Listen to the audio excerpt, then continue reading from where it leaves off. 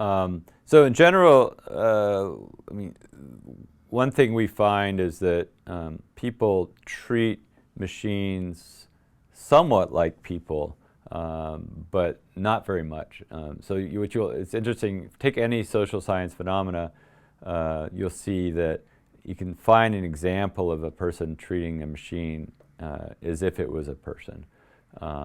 So machines that are a different race, people will be meaner to in some sense.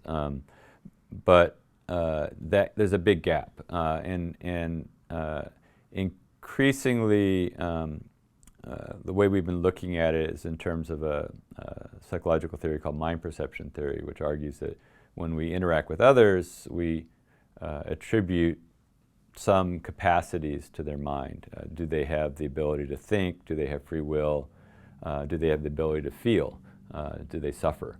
And what we generally find is that when you're interacting with a machine, you're increasingly willing to ascribe intelligence, agency, sophistication, reasoning to it, particularly if it looks and acts like a smart, Spock-like machine. But generally, people don't ascribe emotion, feeling to machines, and that alters the way that they interact with them. It's when you put that in a human context, it's as if they're mechanistically dehumanizing another person, would be how they're treating a machine.